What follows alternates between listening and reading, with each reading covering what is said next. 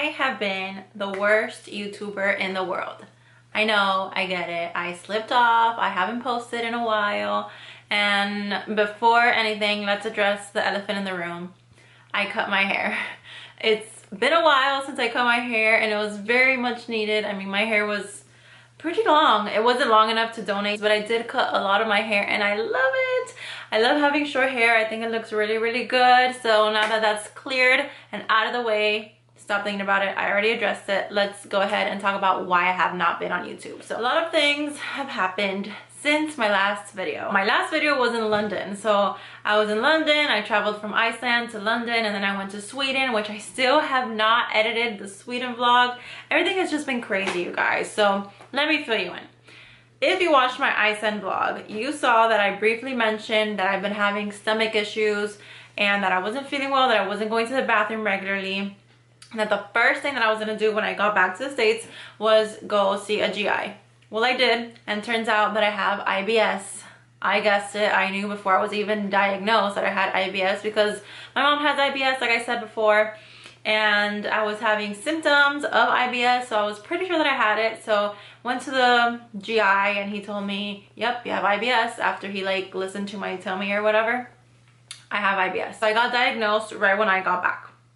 And then after I got back, like 13 days later, I went to Vegas to celebrate my 23rd birthday.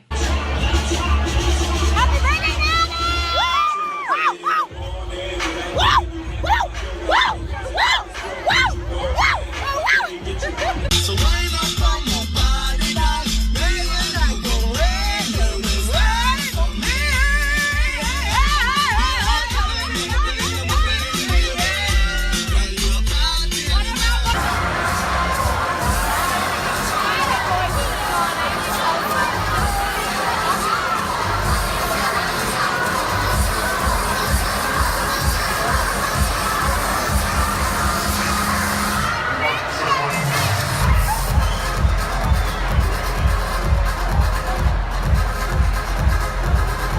Clips that you guys just saw was just a glimpse of my Vegas trip. Vegas was absolutely amazing.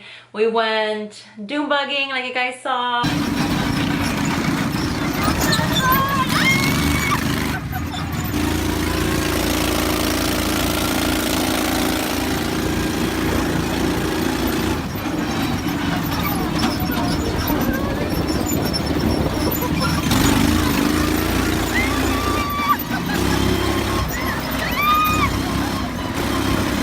A bunch of party events that we went to. We gambled a little bit. I lost most of my money, but that's okay. After Vegas, I come back and literally when I get back home, there's a hurricane coming. So I came from sunny Las Vegas, Nevada to semi-sunny Miami, but about to get struck by Hurricane Irma. So Hurricane Irma happened literally right when I got back from Vegas, landed, had to pack, left. Basically. So my family and I, we decided that we were gonna evacuate Miami because supposedly it was gonna hit us at a category 5. And everywhere in the news and on the radio said that it's gonna be catastrophic, that it's gonna be one of the biggest hurricanes since Hurricane Andrew and Katrina. We were very, very scared and we decided that we were gonna evacuate Miami and we were gonna head up north to Tennessee. Well, that didn't happen because my entire family, so me, there's like so many people plus dogs, so we were like 20 people plus 10 dogs, and it was impossible to find a cabin or a house or anywhere up north that wasn't already booked that would have us. Either it wasn't pet friendly or it was too small and it wasn't going to accommodate all of us. So it was a mission and a half, to say the least. So we took all of our important things and we started traveling up north. First stop, Orlando. We got to Orlando because my sister lives there. And we were like, you know what, let's just crash here for a couple of hours and then keep on heading north. I'm sure we'll find something. Turns out we didn't find anything and we ended up staying at my sister's house. Plans have changed. We didn't make it to Tennessee. We stayed in Orlando with my sister and then my cousins and my aunt. And we all came up here to Orlando and we just stayed here. So I'm going to introduce you to everybody. This is my cousin Jennifer. Hello. Mother. You see her. Mother. Aunt. Hi. Father. Brother-in-law. Second favorite husband. Oh my god, what is the problem? Very excited. But thankfully God is great and South Florida didn't get hit with a category 5 storm. We actually got category 1 winds. So we were very, very lucky. My house got minimal damage. My back fence fell off. There was a bunch of debris everywhere, leaves from the tree and branches and stuff. So it was mostly just messy, but it wasn't a disaster like we thought it was gonna be. So after Orlando, we came back, we assessed the damages. I already told you guys it was a lot of damage. And then school restarted because during the hurricane, we were off from school, obviously, for I think it was only a week. So during the week break, I was studying, and when I came back to school, everything was a mess. So I'm not sure if I told you guys, but I'm taking 6 classes right now, and it's the most classes I've ever taken in a semester because I'm trying to graduate already. I actually graduate, I think I can walk next semester, but I technically graduate in 2 semesters, but that's besides the point. So I had to catch up on a lot of schoolwork, and then when we got back to school, all the teachers were like, look, I know that a lot of you don't have power still. So it was a lot of catching up to do. It was very, very stressful. So I didn't really have time to film anything.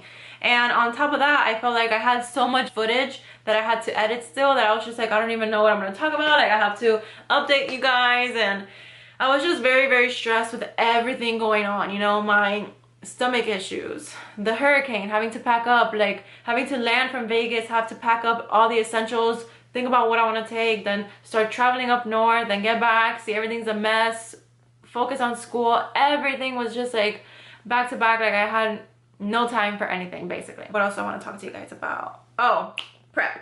So in the video, in the life update video, I'll link my London, I'll link everything down below that I'm talking about because it's just like too much. My head is like, I talked about in my life update video, prep. So you guys know that I was prepping for my first bikini competition and I never announced the date. Well, now, since I'm not doing the competition anymore, I guess I'll just say that my show date was supposed to be on November 25th. And everything was good. Everything was good on my travels. I stuck to my macros. You saw in my Iceland and London video, I was sticking to my macros.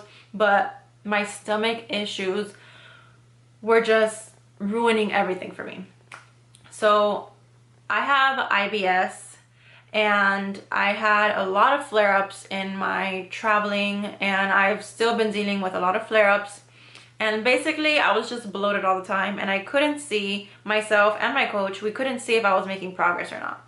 So it was, okay, do I drop your calories? Do I increase cardio even though we're not seeing a physical change? Or do we leave things steady because your body's not responding? And so we decided that my body is not in a place where it can prep right now, because prepping puts your body through a lot of stress. You have to do HIIT cardio. Well, not everybody has to do this, but I myself, I was doing HIIT cardio. I was doing regular cardio. I was working out very, very hard. I was in a deficit of calories, which puts your body under stress as well. Those stress factors, that doesn't account all the external factors like school, personal life, etc. So your body is just stressed all around, and stress triggers IBS flares. Stress makes IBS worse. So we decided that we're gonna pull the reins right now and we're not gonna compete. I was very disappointed because I'm a planner, and I was like, you know what? For my goal of 2017, I'm going to compete in a bikini competition. Did what I had to do to get there. Hired a coach, started prepping. I was in a deficit. I was weighing everything to the T. I was following my program. I was working out hard. And then something comes in the way and I can't do it. So I was very disappointed, to say the least. But it was a blessing in disguise because my goals have shifted completely. So I'm not even sure if I even want to compete anymore. Because literally, right when we said, you know what, we're not going to compete anymore, or we're not going to compete right now, so we're going to get off of prep mode and we're just going to see how your body reacts. Literally, right after he said that to me, it's like so much weight was lifted on off my shoulders, because I'm such a perfectionist and I want everything to go perfect, that I think just knowing that I was trying to prep for a show and everything needed to be perfect, I think all of that was also hindering my progress. Because right after that, I was making so much progress physically. I was feeling a lot better. my weight just kept dropping and dropping and dropping, and I was on the same carb cycle, same cardio protocol, same everything for like almost 2 months, and my weight was just straight dropping right after we decided to pull the plug on competing this year. I made a lot of progress. I'm gonna insert a picture right here of my progress of this year. So I started at 136 pounds or 137 pounds, and I am down to 124, 123. The lowest I ever got was 123.8. So I'm down a lot, and I feel great, and I'm in a good spot mentally and physically where I'm very happy with where my body is at. I'm not stage lean whatsoever. I'm not abnormally lean. I'm just like regular lean. And I really, really like this look. So as of October 9th, we decided to end the cutting phase because my body was just not having it anymore. I wasn't dropping any weight, and we decreased my calories, and just like my body wouldn't budge. And we decided that since I've been cutting since May, now is a good time to start reversing again. And I am so excited because I finally get to eat carbs more. I was at 100 grams of carbs, and now I'm at 200 grams of carbs, and it's Friday the 13th. Spooky. It's Friday the 13th, and I'm at 123.8. And I'm gonna insert a physique update of this morning for you guys.